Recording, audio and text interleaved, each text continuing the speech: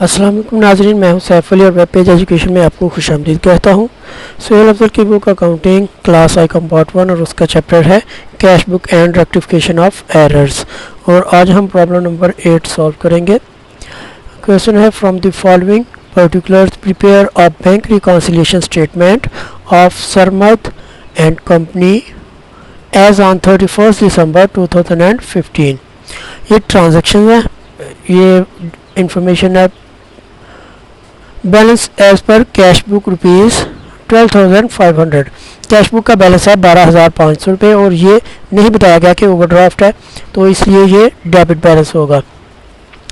Checks issued amounting rupees 4,500 are not presented for payments. Cheque issue कर दिए 4500 रुपये के तो पेमेंट के लिए, तो कैश बुक में क्रेडिट कर दिया, लेकिन एज सच वो पेमेंट के लिए प्रेजेंट ही नहीं हुए बैंक में till the end of 31 December 2015। तो ये डेबिट होंगे अनप्रेजेंटेड चेक्स। नेक्स्ट है checks deposited but not cleared rupees 3,110 rupees. Bank में चेक डिपॉजिट करवाए हैं लेकिन बैंक ने उनको पासबुक में क्रेडिट नहीं किया। नेक्स्ट है banker has wrongly debited the firms account with rupees 712 rupees. Bank ने गलती से कंपनी के अकाउंट को, फर्म के अकाउंट को डेबिट कर दिया है 712 रुपये से। Bank charges debited in passbook rupees 35 और पासबुक में बैंक चार्जेस डेबिट हुए हैं 35 रुपीज़। तो ये एक परफॉर्मा है, कोई स्टैंडर्डाइज परफॉर्मा इसका नहीं है। सबसे पहले कंपनी का नेम सरमद एंड कंपनी, फिर bank reconciliation statement for the month of 31 December 2015। इधर सीरियल नंबर लिख लेंगे या डेट वगैरह जो होगी, इधर पर्टिकुलर्स और इधर अमाउंट और इधर उनका नेट बैलेंस आ जाएगा। फर्स्ट एंट्री है balance as per cash book debit 12,500 रुपये है। तो इसके दो तरीके हैं, या तो एक सीक्वेंस से आप चलते जाएं, जो जो एंट्री आती है उसको डेबिट या क्रेडिट करते जाएं, लेकिन उस तरह ये सही लुक नहीं आती, प्रेजेंटेशन जो है ना वो सही नहीं होती क्वेश्चन की। तो आप पहले जो ऐड होने वाली हैं, जो डेबिट हैं एंट्रीज, वो करेंगे, उसके बाद क्रेडिट करेंगे। नेक्स्ट एंट्री डेबिट होगी अनप्रेजेंटेड चेक्स।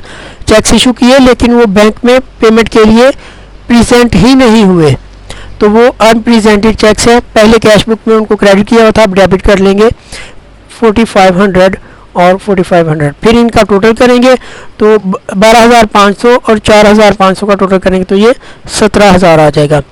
नेक्स्ट है क्रेडिट एंट्रीज हैं, उनको अब लेस करेंगे हम।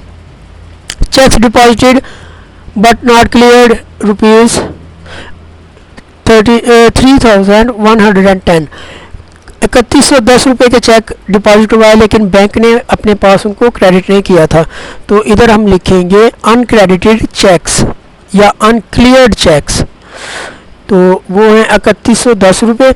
नेक्स्ट है रॉन्ग डेबिट किया हुआ है, तो इधर हम क्रेडिट कर देंगे। Bank has given wrongly debited the account rupees 712।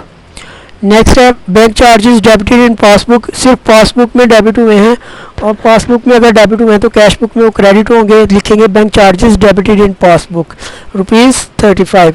अब इन तीनों का टोटल करेंगे तो ये आ जाएगा 3,857 रुपीज़। तो अब 17,000 में से 3,857 रुपये माइनस करेंगे तो ये आ जाएगा 13,143। तो मैं आपके लिए ये कैलकुलेशन कर देता हूँ। 17,000 में से 3,857 रुपये माइनस किए तो 13,143 रुपये बैलेंस आ गया। तो नीचे एक लाइन लिख देंगे balance as per passbook amount 30,143 credit. क्योंकि ये पासबुक का हमने बैलेंस फाइंड किया तो कैश बुक का डेबिट पासबुक में क्रेडिट होगा। शुक्रिया नाज़रीन, यहाँ हमारा सवाल मुकम्मल होता है।